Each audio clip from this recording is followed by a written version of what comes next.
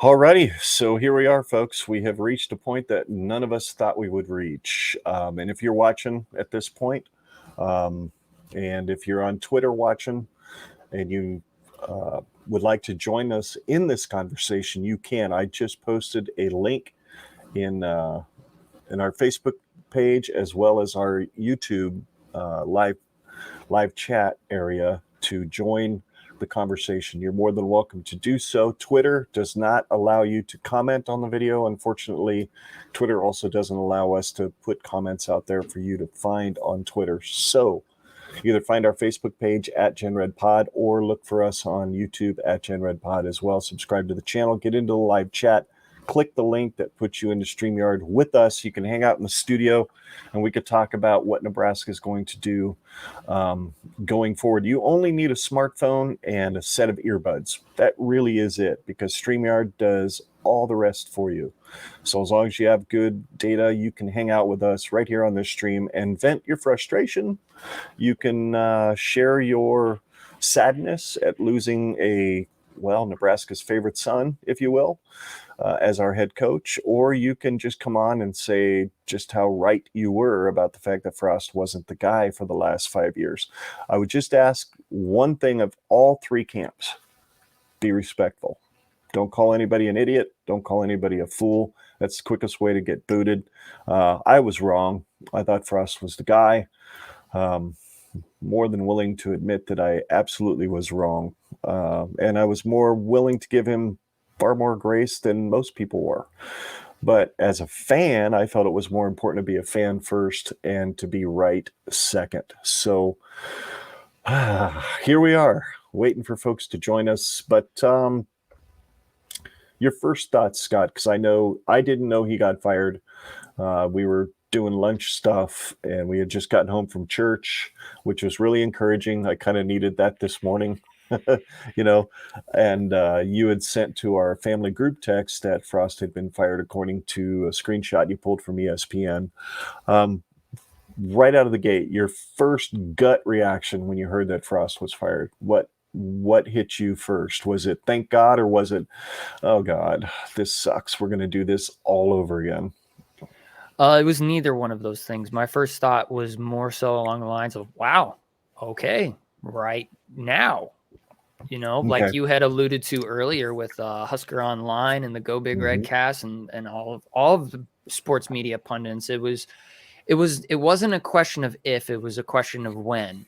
And that was my thought going to bed last night, and my thought this morning just scrolling through Twitter of like, when is it going to happen? Is it going to be after October 1st? In my heart of hearts, my thought was, sooner the better. The sooner the better. There's got to be a booster out there who's willing to cover that 7.5 million difference between now and October 1st.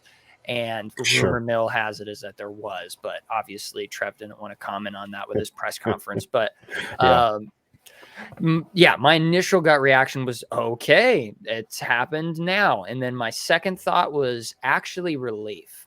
It felt like in my past, when I've been in relationships that I knew weren't going to work out, and then it finally came to the point where there was a mutual separation between me and this other person. Yes, there's a heartbreak that immediately comes emotionally, but then there is the logical thought of like, okay, well, now I can move on to something else and focus on what the future holds. And that was kind of how I felt. I felt like a relationship had just ended between a significant other, and it wasn't like it wasn't an abusive relationship, so to speak. Yes, as I have metaphorically explained in the past, it's an abusive relationship as a Husker fan for the last 4 years. I swear it'll change. Oh, he's really good when people aren't around, I swear. Anyway, and then my third thought was, we're in the desert, like where do we go? What do we do? Who do we hire? There isn't a home run hire per se anymore. Like, yes, you could look at it with potential and say there's a home run hire, but until they're actually the head coach and they actually start coaching games, you're not going to know what product you get from any hire at any point. And that's what I am going to be looking at for the next few months going into November, because I imagine that whoever we're going to hire will probably have a decision made by November. And when that time comes, set my expectations at the bare minimum. Just goodness gracious, like let's humble ourselves as Husker fans and not expect to win national championships and not expect to be what it was in the 90s or the 80s or the 70s. Expect to compete in this new college football landscape that is ever changing all the time. The sands are always shifting with the college football landscape, and very few coaches have been able to prove their ability to shift with the tides. And Nick Saban is a perfect example of that. He's made necessary changes in order to stay relevant in the changing college football landscape. And outside of Nick Saban, you've got like a Dabo Swinney who is good, but I wouldn't even put him on the tier with Nick Saban. So it's the Pareto distribution. I don't know if you know what the Pareto distribution, what that is exactly, but there's like a law in the universe where essentially there's a bell curve of success. And as you start to go up that bell curve, more success is given to less and less people.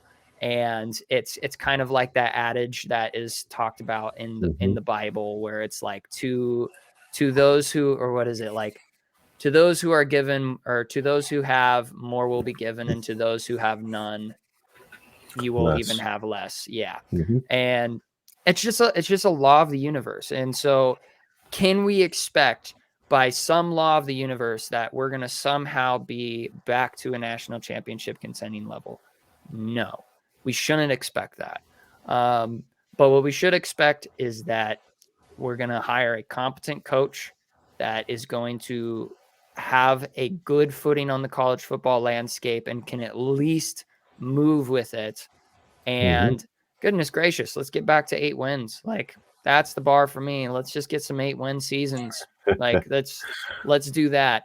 And yeah, the news came out and I was just relieved. I was relieved because I knew that this was going to happen, and it finally happened. And now we just get to wait. We got to wait and see. What is Mickey Joseph going to do as an interim head coach? What is Mark Whipple going to do being the solo play caller? Sure. I mean, Shenander has just got to be shitting in his boots, like knowing that there isn't a really good end to this story for him, unless for some reason we play Oklahoma and we win Oklahoma, and then we go on a 7-2 run 7-2 run for the rest of the season. Maybe he saves his job, but I doubt it. And well, I mean, Zach Duval, like that is probably the most unrecognized error in our program that took this long for me to recognize, is how physically unprepared and unconditioned our team is going into any given season. So those are two guys, Eric Shenander and Zach Duval. I'm like, I don't know if you guys are keeping your jobs. They I don't remember who it was in the press conference. I don't know if you caught it, but somebody asked Trev specifically about whether or not there were any other coaches whose heads, quite frankly, might be on the chopping block. And Trev said, no, my job is done here. Anybody else, any staff changes that happen in the future is going to be up to Mickey if it happens this season. I don't know. I don't know if you want to read too deeply into that, but that tells me that Trev has probably pulled Mickey aside and said, I want you to run the show. But there's a couple of dudes here that have kind of let the program down that maybe or maybe not should stick around while you're here. Just, I don't know. I might be completely reading into that. But no, I think that is a very fair point to point out. Yes, I did catch that. And